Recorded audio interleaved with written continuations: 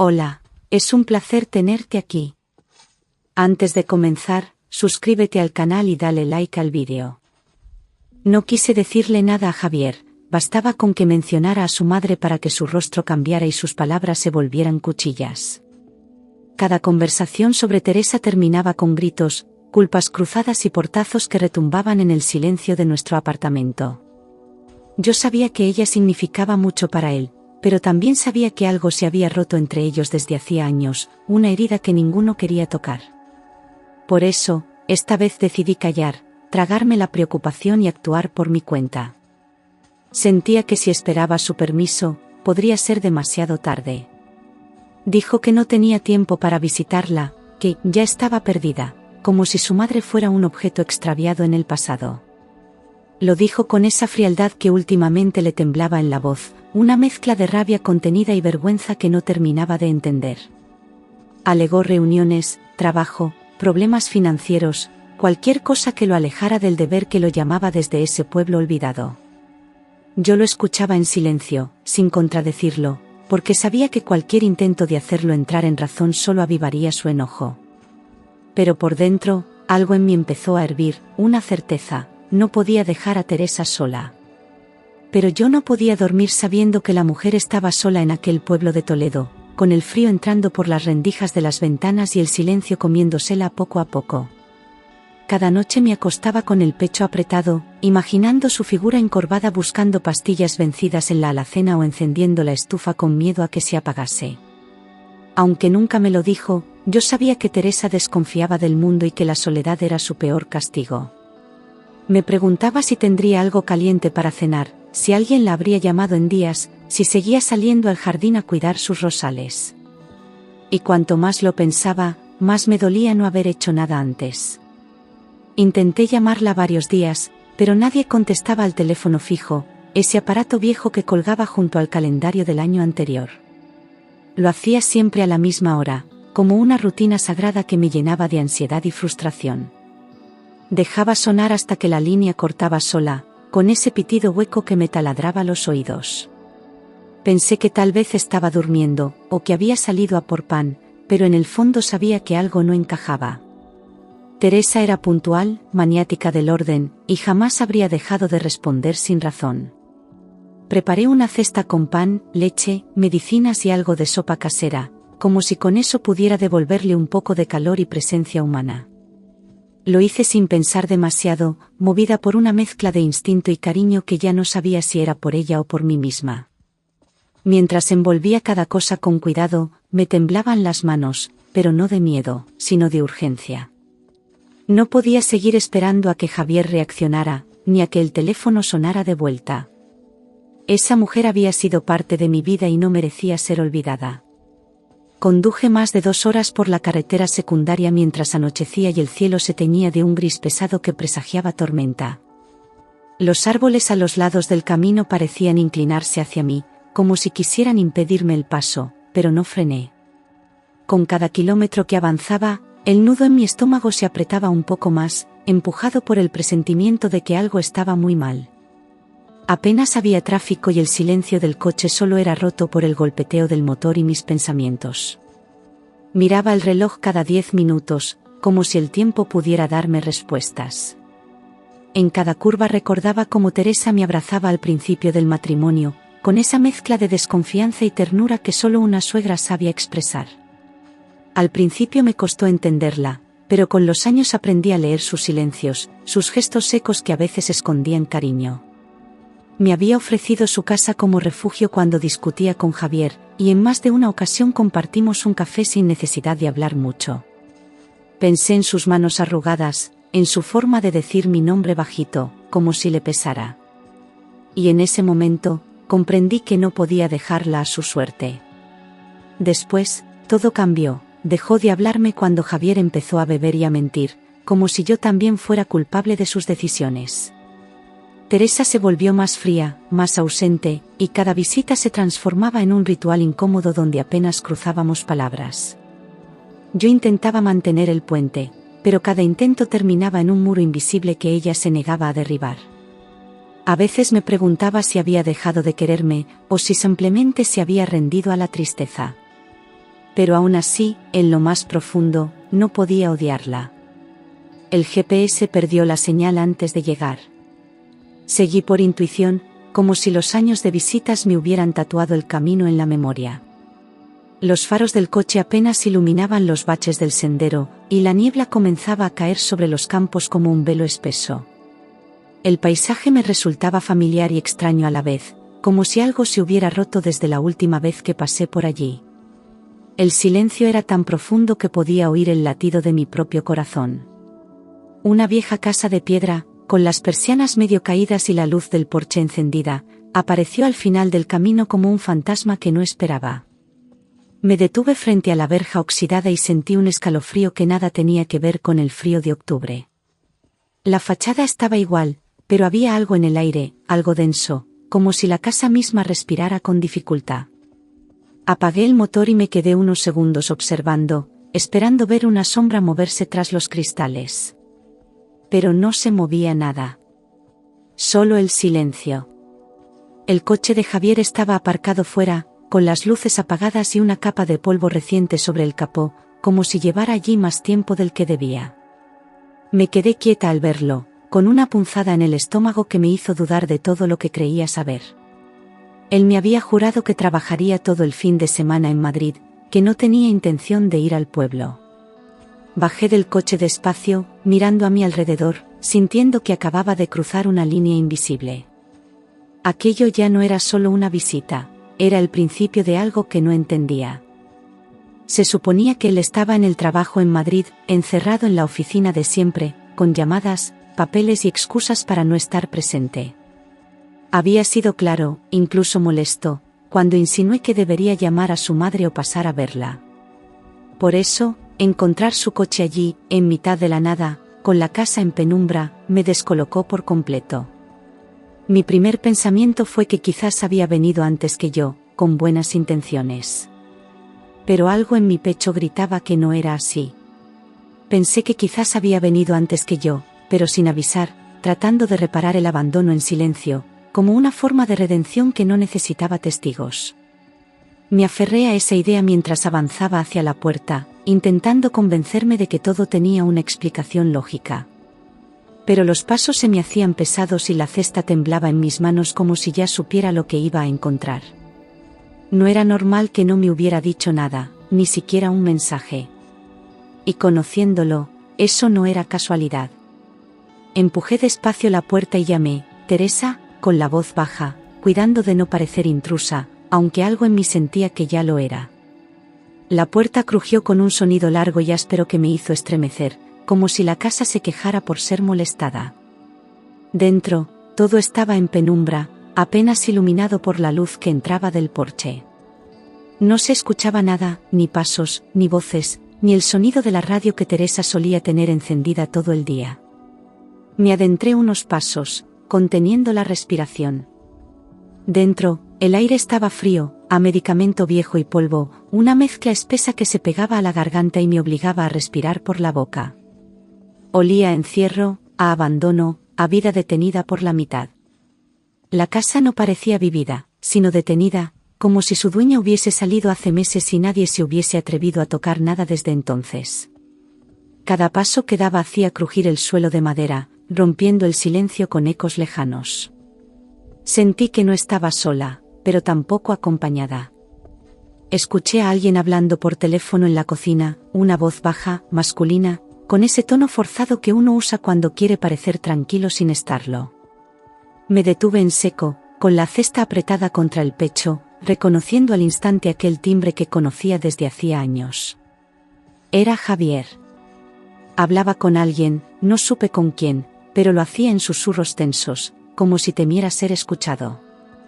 Avancé un poco más, pegada a la pared, hasta que pude ver su silueta a contraluz. Era Javier, con el móvil pegado al oído y la espalda encorvada sobre la encimera, como si cargara un peso invisible. Vestía la misma chaqueta con la que había salido esa mañana de casa, pero su rostro estaba distinto, más pálido, más crispado. No me vio, y por un instante pensé en dar un paso atrás y salir corriendo, fingir que no había llegado aún. Pero mis pies no respondieron. La sorpresa se convirtió en una especie de vacío en el pecho, una certeza que me golpeó sin palabras. Algo estaba terriblemente mal. Decía, sí, todo está hecho, pero no se lo digas aún. El testamento cambia esta semana. Cada palabra caía como una piedra en un pozo profundo, abriendo grietas que no sabía si podría cerrar después. Lo decía con calma, como quien habla de una tarea cumplida, sin remordimiento ni duda. Mi cuerpo se tensó al instante, y sentí la sangre subir a la cabeza con un zumbido sordo. ¿Qué estaba haciendo con el testamento? ¿A quién se refería? ¿Por qué no quería que lo supiera? Las preguntas empezaron a latirme en las sienes. Me quedé inmóvil detrás de la puerta, con el corazón golpeando en la garganta y un sudor frío bajándome por la espalda. No podía entender lo que acababa de escuchar, pero sabía que no debía estar allí, que si me descubría, todo cambiaría. Y sin embargo, tampoco podía moverme, ni siquiera parpadear. Era como si mi cuerpo se hubiera convertido en piedra, atrapado entre el miedo, la incredulidad y una rabia que apenas comenzaba a despertar. Lo que acababa de escuchar era más que grave, era una traición. Cuando colgó, se sirvió un whisky como si nada, con la misma rutina con la que lo hacía en casa, como si aquella conversación no hubiera existido. Se apoyó en la encimera, dio un sorbo largo y soltó un suspiro que parecía arrastrar meses de tensión. Yo seguía ahí, detrás del marco, conteniendo el aire, deseando desaparecer. Él no sabía que lo había escuchado todo, y ese pequeño margen de ventaja era lo único que me mantenía de pie. El silencio entre nosotros, aún sin haberse roto, ya había dicho demasiado. Entré sin hacer ruido y lo llamé. Se giró sobresaltado, con el vaso a medio camino de la boca, y por un segundo su rostro se descompuso como si hubiese visto un fantasma. «¿Qué haces aquí?», murmuró, tratando de recuperar el control, pero sus ojos lo traicionaban. Yo sostenía la cesta como si fuera un escudo, aunque lo que de verdad necesitaba era una respuesta. El aire entre nosotros era espeso, lleno de cosas no dichas y de una tensión que ya no podía disimularse. «He venido a traer comida a tu madre», dije, con la voz firme pero el corazón latiéndome con fuerza, mientras sus ojos buscaban una salida en mi rostro. No quería que sospechara que había escuchado nada, aunque mi cuerpo entero gritaba lo contrario. Él desvió la mirada, tragó saliva, y volvió a servirse whisky con la mano temblorosa. Asintió, como si creyera mi excusa o como si prefiriera fingir que la creía. Pero ambos sabíamos que ese encuentro no tenía nada de casual. «Se la llevaron al hospital esta mañana», respondió rápido, demasiado rápido, con una urgencia que no coincidía con la calma de quien está diciendo la verdad. Me miró de reojo, como esperando medir mi reacción antes de decir algo más. Yo mantuve la expresión neutra, aunque dentro de mí las piezas empezaban a moverse con violencia. «¿Y no me avisaste?», pregunté, controlando el tono, sabiendo que cualquier palabra mal colocada podía hacerlo cerrarse por completo. «Pensé que estabas ocupada», dijo, bajando la mirada. «¿Qué hospital?», pregunté sin rodeos, cruzando los brazos, ya sin fingir demasiado mi desconfianza. Su respuesta tardó unos segundos que pesaron como plomo, balbuceó algo ininteligible, luego dijo que no recordaba el nombre. Javier nunca fue bueno improvisando, y ese día menos que nunca. Me miró como quien suplica que no le hagan más preguntas, pero yo ya no estaba para juegos. Lo que estaba en juego era una vida, y quizás también la verdad sobre muchas otras cosas. Noté su respiración corta y las manos temblando mientras apoyaba el vaso en la encimera, derramando un poco del líquido sin darse cuenta. Se frotó la nuca, caminó de un lado a otro como un animal acorralado, y empezó a hablar de papeles, médicos y llamadas que nunca sonaron. Cada palabra que salía de su boca lo delataba más. No sabía si me mentía por protegerse o porque ya no distinguía la verdad de sus propias invenciones. Pero su nerviosismo era una confesión muda. Había documentos sobre la mesa y una carpeta notarial abierta, como si hubiera estado trabajando en algo importante justo antes de mi llegada. Me acerqué despacio, mientras él intentaba ponerse entre mí y los papeles, pero ya era tarde. Alcancé a ver firmas, números y una hoja que llevaba un sello oficial. Son solo cosas pendientes de mamá, dijo, tratando de sonar tranquilo. Pero yo ya no podía creer en nada de lo que saliera de su boca. Leí de reojo, notaría de Illescas, modificación de testamento, y sentí que el suelo bajo mis pies se movía. No dije nada, solo lo miré a los ojos y vi, por primera vez en mucho tiempo, miedo real en su expresión. Él retrocedió un paso, como si yo fuera la amenaza, como si el peligro ahora estuviera en mi conocimiento. Ese papel lo cambiaba todo, porque confirmaba que lo que escuché no había sido una pesadilla, sino un plan en marcha. Javier ya no podía esconderse. Entendí que estaba cambiando la herencia de su madre, que lo que quería no era cuidarla, sino asegurarse de quedarse con todo antes de que ella muriera. La frialdad de su estrategia me revolvió el estómago, ni siquiera esperaba a que ella partiera por causas naturales. Quería acelerar el final, borrar cualquier oposición, quedarse solo con los beneficios. Yo ya no era parte del matrimonio en su cabeza, era solo un obstáculo más. Y lo peor de todo es que lo estaba haciendo sin el menor remordimiento. «No tienes nada que hacer aquí», me gritó, arrebatándome la cesta con un gesto violento que no había visto en él antes. La sopa se volcó dentro, el pan rodó por el suelo, y sus ojos ardían con una furia que ya no sabía contener. «Esto es asunto de familia, no tuyo», escupió, como si yo no hubiera sido parte de esa familia durante años. Pero esta vez no retrocedí. Le sostuve la mirada, y en ese momento entendí que ya no tenía miedo de él. El frasco de medicinas cayó al suelo y se rompió durante el forcejeo, esparciendo los cristales y las pastillas como si fueran pruebas de un crimen. Ambos nos quedamos mirando el suelo, congelados, sabiendo que ese instante había cruzado una línea irreversible. Javier se agachó para recogerlas con manos temblorosas, pero yo me adelanté. Levanté una de las etiquetas aún legibles, intentando procesar lo que estaba viendo. Y lo que descubrí me hizo dar un paso atrás, con el corazón en la boca. Miré la etiqueta con atención, lorazepam uso controlado, y un frío seco me recorrió la espalda al darme cuenta de lo que eso significaba. No era un calmante cualquiera, era un sedante fuerte, recetado en dosis mínimas y bajo estricta vigilancia médica. El frasco estaba casi vacío y las pastillas desparramadas por el suelo parecían multiplicarse como una verdad que ya no podía negarse. Javier intentó quitármelo de las manos, pero lo aparté, con una firmeza que me sorprendió. Ese momento cambió todo, ya no era solo sospecha, era evidencia.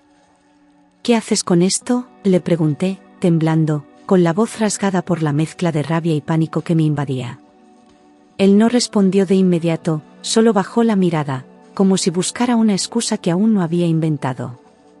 Mi respiración era rápida, inestable, como si el aire se negara a entrar del todo. Empecé a imaginar escenarios terribles, Teresa sedada, indefensa, atrapada entre las sombras de su propia casa. Y por primera vez, temí que ya fuera demasiado tarde. «Son de mamá», dijo al fin, sin convicción, sin fuerza, sabiendo que esa mentira no iba a sostenerse más de unos segundos. Yo conocía la medicación de Teresa, y aquello no estaba entre sus tratamientos. Le lancé una mirada que no necesitaba palabras, y él dio un paso atrás, como si mi duda lo empujara físicamente. El silencio entre nosotros era un abismo, lleno de respuestas que él no quería dar y yo ya no podía evitar exigir. Y en ese vacío, comprendí que todo lo que me negaba a ver era cierto. Fui al dormitorio de Teresa, con el corazón latiéndome en los oídos y los pasos firmes, ignorando los gritos apagados de Javier detrás de mí. Empujé la puerta y lo que encontré fue un cuarto en desorden, como si alguien hubiera salido de allí a la fuerza. La cama estaba deshecha, la almohada en el suelo, y la ventana abierta dejaba entrar el aire frío de la noche. Las cortinas se movían lentamente, como fantasmas susurrando una verdad a medias. No había señales de ella, solo la ausencia, como un grito mudo en cada rincón. En el suelo, junto a la mesita de noche, había un pañuelo arrugado con restos de sangre seca, una mancha oscura que gritaba lo que nadie había dicho aún. Me arrodillé con cuidado, lo tomé entre los dedos y sentí como la piel se me erizaba hasta el cuello. No era mucho, pero suficiente para confirmar que algo violento había ocurrido allí. Me giré lentamente hacia la puerta, esperando que Javier apareciera para explicarlo, para decir que había una razón. Pero el pasillo seguía vacío, tan vacío como su alma. «Te estás metiendo donde no debes», murmuró él desde el pasillo, con la voz baja pero cargada de una amenaza helada que me hizo apretar el pañuelo con más fuerza. Su sombra se proyectaba en la pared, recortada por la tenue luz del salón, y por un momento creí que era capaz de cualquier cosa. No me moví, no respondí, solo lo miré, sabiendo que si le mostraba miedo, ya había perdido. Aquella no era la voz de un hombre acorralado, sino la de alguien que sentía que aún tenía el control. Pero yo ya no estaba dispuesta a cederlo.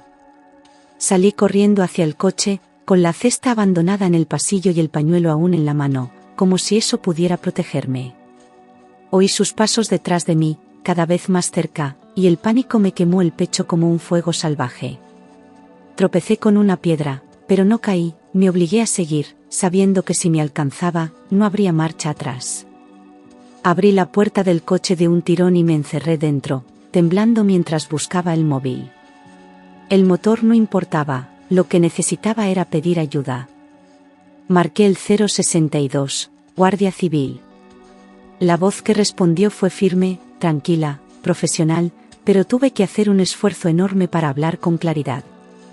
Expliqué la situación con frases entrecortadas, intentando sonar coherente entre el miedo y la adrenalina. Posible sedación forzada, posible alteración de testamento, mujer mayor desaparecida, repetí, como si al decirlo en voz alta me creyera a mí misma. Me pidieron que no entrara de nuevo en la casa y que esperara fuera, en un lugar seguro. Apagué el coche y me quedé allí, en la oscuridad, temblando. Llegaron en menos de 20 minutos desde el cuartel de Consuegra, 2 patrullas con luces encendidas que rompieron el silencio de la noche como una promesa de justicia. Al verlos, Javier salió a la puerta fingiendo sorpresa, con los brazos alzados y una expresión que no engañó a nadie. Yo me acerqué a los agentes con el pañuelo aún en la mano, sin decir palabra, y uno de ellos lo tomó con guantes, ya entendiendo todo sin necesidad de explicaciones largas. Mientras me llevaban a un lado para tomar declaración, vi cómo otros entraban a la casa. Y supe que ya no había vuelta atrás. Entraron en la casa mientras yo declaraba fuera, bajo la lluvia fina que había comenzado a caer sin hacer ruido.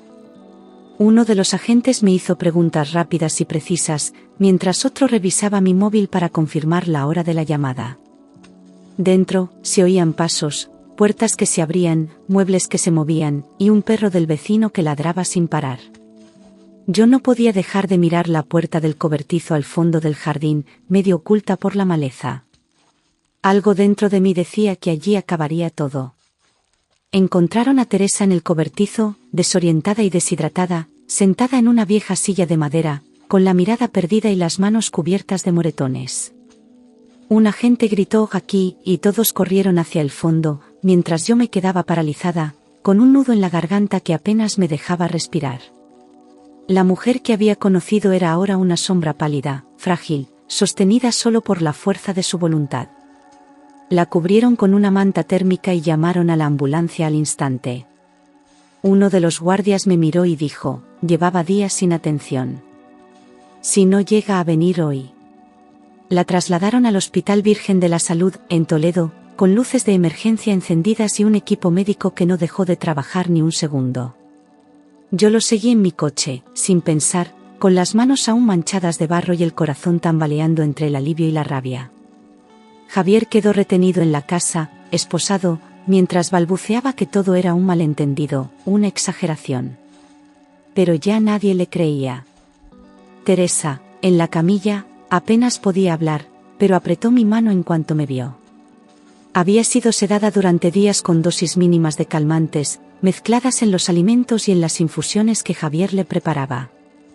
Los médicos confirmaron que su estado no era fruto de una enfermedad ni de la edad, sino de una intoxicación progresiva y deliberada.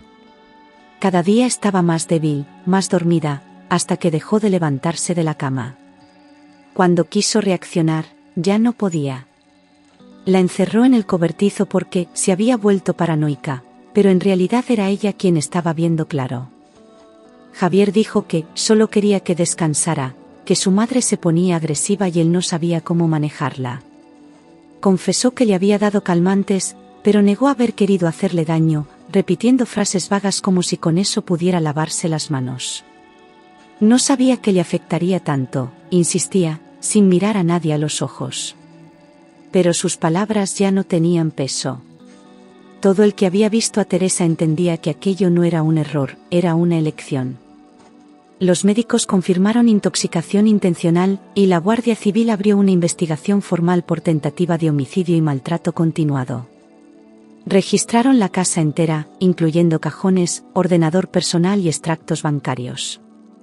Cada detalle apuntaba a una planificación meticulosa, con movimientos calculados para apartar a Teresa y quedarse con todo. Yo fui citada a declarar como testigo directa, y por primera vez en mucho tiempo, hablé sin miedo. Sabía que mi voz podía salvar la verdad del silencio que tanto la había cubierto. Una semana después, se descubrió que Clara, su contable, estaba implicada, tras rastrear llamadas, correos y transferencias sospechosas. Ella había ayudado a redactar los documentos para la modificación del testamento, incluso había falsificado firmas bajo presión de Javier. Decía que lo hacía por amor, que creía en su versión de los hechos. Pero cuando fue interrogada, su historia se desmoronó en menos de media hora. No era amor, era codicia compartida. Entre los papeles, había movimientos bancarios a su nombre, cantidades importantes desviadas desde cuentas conjuntas a una cuenta personal en Valencia. Clara intentó justificarlas como pagos por asesoría, pero las fechas coincidían con los días en que Teresa estaba sedada. Todo cuadraba demasiado bien como para ser coincidencia. Habían vaciado lentamente los ahorros de una vida entera, mientras la dueña de ese dinero dormía en una silla olvidada. Era un robo disfrazado de cuidado. Javier intentaba quedar como único heredero de la casa y las tierras, eliminando cualquier referencia a su madre o incluso a mí. El documento fue redactado en la notaría de Illescas, con cita previa y presión sobre los empleados para que pasaran por alto ciertas irregularidades. La fecha coincidía con el día en que Teresa ya no se levantaba de la cama. Ella nunca firmó con conciencia plena, y eso bastó para invalidarlo. El notario, al revisar las cámaras, confirmó que la anciana apenas podía sostener el bolígrafo. Fiscalía presentó cargos por tentativa de homicidio y falsificación documental, con pruebas sólidas que no dejaban espacio para ambigüedad. La defensa intentó retrasar el proceso, pedir peritajes, alegar desequilibrio emocional de Javier, pero todo fue rechazado. Las declaraciones médicas, los documentos bancarios, mi testimonio y el de los agentes construyeron un caso inquebrantable. La jueza decretó prisión preventiva sin fianza. Y yo, al oírlo, respiré como si el aire volviera a mí después de semanas bajo el agua. Se celebró en el juzgado de Toledo 3 meses después, con la sala llena de periodistas, abogados y un silencio tenso que se podía cortar con los dientes. Javier entró esposado, pálido y demacrado, y evitó mirarme durante toda la audiencia. Clara lloró durante su declaración, aunque ya nadie le creía. Yo me senté firme, con la verdad entera en la garganta, y vi cómo cada pieza del castillo que construyeron se desmoronaba. El juicio duró 4 días, pero bastaron las primeras horas para entender que el veredicto estaba escrito desde antes de comenzar. Declaré como testigo y esposa, aunque ya había pedido el divorcio semanas antes, firmando los papeles en silencio, con una dignidad que me costó años recuperar. Relaté cada detalle con precisión, la visita al pueblo, la cesta con medicinas, la conversación escuchada desde la cocina. Cada palabra salía de mi boca como una liberación, como si al hablar me quitara capas de miedo, de vergüenza, de dolor. Miré al jurado sin bajar la vista ni una sola vez. Sentía que por fin mi voz tenía peso. Débil, pero firme, Teresa declaró desde una camilla habilitada en la sala, rodeada de enfermeros y con la mirada limpia, serena, como si no le temiera a nada. Su voz era apenas un susurro, pero cada palabra cortaba el aire con una fuerza que ni el tiempo ni el veneno pudieron robarle. Mi nuera fue la única que vino a ayudarme, dijo, y la sala entera se quedó en silencio. Javier bajó la cabeza, derrotado, sin posibilidad de redimirse. Aquella frase lo condenó más que cualquier prueba. Javier recibió 8 años de prisión por tentativa de homicidio y manipulación fraudulenta de documentos, con posibilidad de revisión a los 6. Clara fue condenada a 4 años por complicidad y falsificación, aunque su pena fue reducida por colaboración. No hubo lágrimas en la sala, solo un cierre amargo y necesario. Yo salí del juzgado con una mezcla de alivio y vacío, sabiendo que nada devolvería lo perdido. Pero también sintiendo que, por fin, alguien me había escuchado. Teresa cambió su testamento a mi nombre antes de morir, dejando la casa del pueblo, una pequeña cuenta de ahorros y unas cartas manuscritas que guardaba en una caja de madera. Lo hizo sin avisarme, sin buscar agradecimientos, como un acto final de confianza que me dejó sin palabras. Cuando me llamaron del despacho del notario, creí que era un error. Pero al leer su letra, supe que no lo era. Tú estuviste cuando nadie más lo hizo, había escrito. Fue un día gris, apenas 3 personas acudieron al cementerio, yo, el médico del hospital y una vecina que le cuidaba los rosales en primavera. No hubo música, ni flores caras, ni discursos largos. Solo silencio, lluvia suave y el sonido de la tierra cayendo sobre el ataúd. Me quedé hasta el final, con un paraguas prestado y el corazón pesado, despidiéndome en silencio de una mujer que me dio más fuerza con su último gesto que muchos en vida. No lloré por Javier. Lloré por la familia que nunca tuvimos, por los años vividos entre dudas, por el amor que se convirtió en costumbre amarga. Recordé nuestras primeras risas, nuestros viajes, nuestras promesas, y me dolió saber que todo fue devorado por la ambición. Intenté perdonarlo, por mí más que por él, pero no pude. Algunas traiciones no se curan con el tiempo, se entierran con dignidad. Vendí la casa del pueblo y abrí una pequeña tienda en Alcalá de Henares, un local modesto con estanterías de madera y olor a pan recién hecho. Los primeros meses fueron duros, pero cada cliente que entraba me recordaba que la vida puede renacer desde el polvo. Le puse el nombre de Teresa a la tienda, sin apellidos, solo eso, como un homenaje silencioso. Allí encontré paz, rutina, una especie de redención cotidiana. Y por fin, un lugar que sentía mío. A veces, los clientes mayores me recuerdan a Teresa y su forma dulce de hablar, su manera de corregirte sin herirte, su forma de mirar sin juzgar. Me sorprendo repitiendo frases que eran suyas, gestos que creía olvidados, detalles que solo se notan cuando el ruido desaparece. No sé si es nostalgia o gratitud, pero me acompañan sin molestar.